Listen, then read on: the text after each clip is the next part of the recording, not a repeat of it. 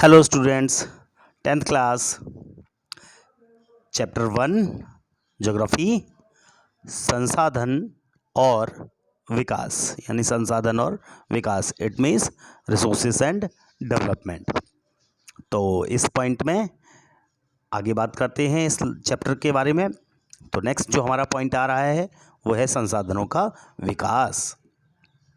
संसाधनों का विकास तो जो जितने भी संसाधन हैं यानी जो रिसोर्सेस हैं, जिस प्रकार मनुष्य के जीवन यापन के लिए आवश्यक हैं, हम सबको मालूम है कि जितने भी संसाधन हैं उन सभी का यूज़ कहीं ना कहीं हम अपने जीवन में जीवन यापन के लिए करते हैं।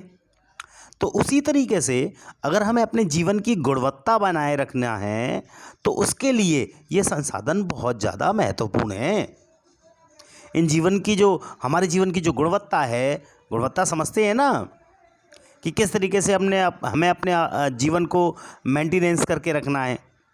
अगर उसको रखना है सही तरीके से तो उसके लिए ये संसाधन बहुत ज़्यादा ज़रूरी है। ऐसा विश्वास किया जाता है, पहले किया जाता था कि संसाधन प्रकृति की देन है, यानी जितने भी रिसोर्सेस हैं वो किसकी देन है? प्रकृति की। यानी प्रकृति ने हमको जो है गिफ्ट के रूप में दी हैं। तो परिणाम स्वरूप मानव ने क्या किया? मानव ने इनका अंधाधुंध उपयोग करना शुरू कर दिया। इतना उपयोग किया कि उससे बहुत सारी समस्याएं लोगों के लिए पैदा होना शुरू हो गई। तो जो समस्याएं उनके सामने पैदा हुई, उन समस्याओं में पहली समस्या क्या थी? बोलता है कुछ व्यक्तियों ने लालचवश संसाधनों का ह्रास किया, विनाश कर दिया, नाश कर दिया, उनका खत्म कर दिया उन्हें। तो ये किस लिए किया? लालच ने, व्यक्तियों के लालच ने। अब किसी व्यक्ति को लालच है लकड़ी का, तो वो क्या करेगा? ज़्यादा से ज़्यादा पेड़ों को काटना शुरू कर देगा। तो उससे हमारे पर्यावरण का विनाश होना शुरू हो जाता है। संसाधन समाज के कुछ ही लोगों के हाथ में आ जाता है। इससे क्या होगा? इससे समाज दो हिस्सों में, यानी एक ऐसा लोग जो संसाधन संपन्न हैं और एक वो लोग जो संसाधनहीन हैं, जिनके पास संसाधन बहुत ज्यादा हैं और जिनके पास संसाधन बिल्कुल नहीं है। दो भागों में बंट जाता है, एक अमीर में और दूसरा गरीब में। तो ये दो हिस्से बनकर तैयार हो जाते हैं, रिच एंड पुअर। तो ये तरीका है। अब वो कहता है कि इसीलिए उसने बताया कि इसीलिए क्या होता है, जब संसाधनों का हम अंधाधुंध शोषण करते हैं। अंधाधुंध शोषण समझते हैं? ज्यादा से ज्यादा उसका उपयोग करना, उसका यूटिलाइज कर लेना बहुत ज्यादा मात्रा में। तो क्या होता है? वैश्विक परिस्थितिकी संकट पैदा हो जाता है। कैसा संकट? वैश्विक परिस्थितिकी संकट। पूरा विश्व खतरे में पड़ जाता है। इससे टेम्परेचर बढ़ जाता है, ओजोन लेयर जो होती है वो खराब हो जाती है, उसका अवक्षय हो जाता है, पर्यावरण प्रदूषण जैसी समस्याएं पैदा हो जाती हैं और भूमि का निम्नीकरण शुरू हो जाता है, लैंड डिग्रेडेशन शुरू हो जाता है। इन सभी के बारे में आपको मालूम होगा कि लैंड डिग्रेडेशन कैसे होता है, भूमंडलीय तापन कैसे बढ़ जाता है, जमीन पे पेड़ पौधे नहीं रहेंगे तो टेम्परेचर बढ़ने लग जाता है, ओजोन परत क्षय होती है, खराब होती चली जाती है। जहां पे ज़्यादा नुकसान पहुंचेगा पर्यावरण का, वहां परेशानियां पैदा होने लग जाती हैं। तो इस प्रकार की कुछ समस्याएं लगातार पैदा होती हैं। तो मानव जीवन, उसकी गुणवत्ता और विश्व शांति बनाए रखने के लिए संसाधनों का समाज में न्याय संगत बंटवारा बहुत आवश्यक हो गया है। उसे बांटना अति आवश्यक है, सही रखना बहुत ज़्यादा जरूरी है। यदि कुछ ही व्यक्तियों के हाथों में तथा देशों के द्वारा संसाधनों का अगर इसी तरह लगातार दोहन जारी रहता है तो आप ये समझ लीजिए कि आने वाले समय में हमारी पूरी पृथ्वी खतरे में पड़ सकती है। कुछ व्यक्ति अगर इसी तरह इसका उपयोग करते रहेंगे, कुछ देश इन संसाधनों का लगातार इसी तरह इस्तेमाल करते रहेंगे, तेजी से इस्तेमाल करते रहेंगे, तो पूरा जीवन खतरे में पड़ जाएगा। इसीलिए हर तरह के जीवन का अस्तित्व बनाए रखने के लिए और संसाधनों के उपयोग की योजना बनाना बहुत ज़्यादा जरूरी है। भाई योजना बनाएंगे तभी तो काम चलेगा। हमारे घर में 3,000 रुपये कमाए जाते हैं, उसे खर्च कैसे करना है इसकी हमारे पास कोई योजना नहीं है। तो हम क्या करेंगे, ज़्यादा से ज़्यादा खर्च कर देंगे उल्टे सीधे। खर्च होने के बाद क्या होगा, जब जरूरत पड़ेगी तब हमारे पास पैसा नहीं होगा। फिर हम क्या करेंगे, फिर हम दूसरों से मांगेंगे, यही तो होगा, या हम परेशानी में पड़ जाएंगे। तो सही अर्थ में यही कहा जा सकता है कि ये सभी चीजें ना सतत पोषणीय विकास का एक हिस्सा कहलाती हैं।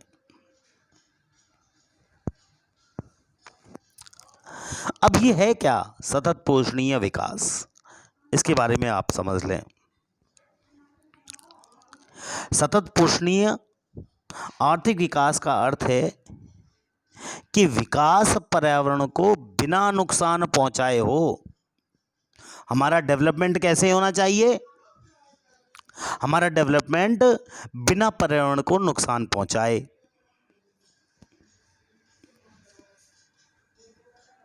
आने वाली जितनी भी पीढ़ियां हैं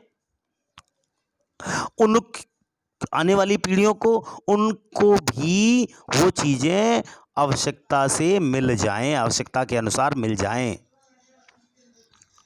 सतत पोषणीय विकास, इट मीन्स सस्टेनेबल डेवलपमेंट।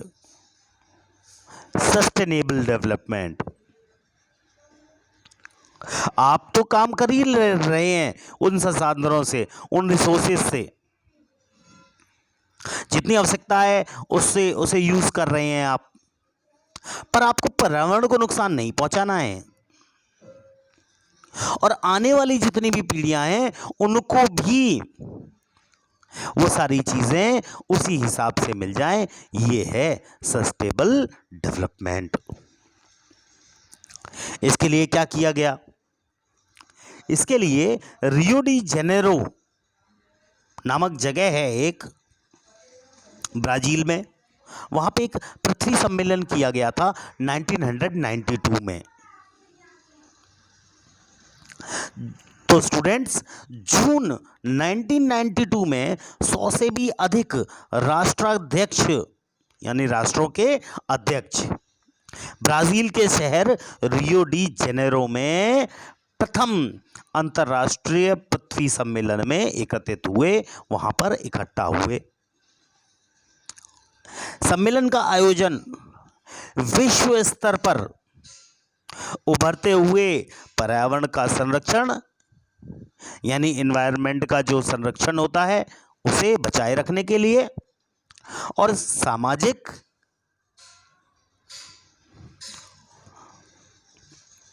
आर्थिक विकास, इन सब की समस्याओं का हल ढूंढने के लिए किया गया था। समझ रहे हैं ना आप सब, तो इन सब चीजों के लिए किया गया। तो इस सम्मेलन में क्या हुआ? इस सम्मेलन में एकत्रित नेताओं ने, जितने भी 100 जो राष्ट्रीय अध्यक्ष आए थे, उन सभी एकत्रित नेताओं ने भूमंडल यानी ये जो जमीन है ना हमारी, इस पर जो जलवायु परिवर्तन हो रहा है और जो जैविक विविधता है, जैविक विविधता समझते हैं ना, यानी जीवों की विविधता,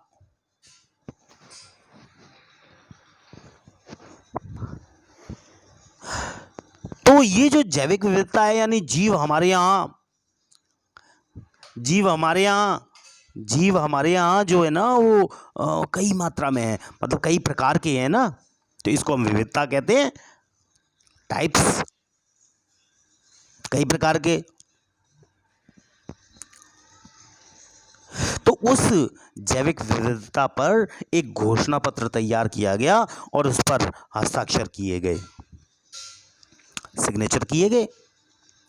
रियो सम्मेलन में भूमंडल का जो वन सिद्धांत होता है, यानी कि जो फॉरेस्ट जो प्रिंसिपल्स होते हैं, उन पर सबने सहमति जताई और 21st सेंचुरी में जो सतत पोषणीय विकास है, सस्टेनेबल डेवलपमेंट है, उसके लिए एक एजेंडा बनाया गया और उस एजेंडा को नाम दिया गया एजेंडा 21। क्या नाम दिया गया स्टूडेंट्स? एजेंडा 21। अब एजेंडा 21 क्या था?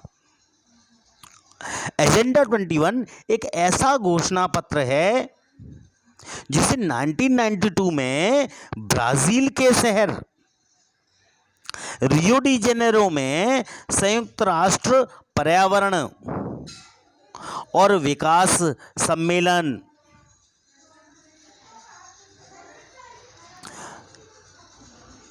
UNCED के तत्वावधान में जो राष्ट्राध्यक्ष थे उनके द्वारा स्वीकृत किया गया।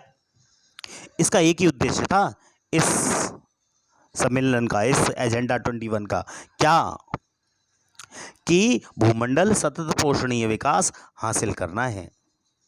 ये एक ऐसी कार्यसूची है जिसका उद्देश्य क्या है?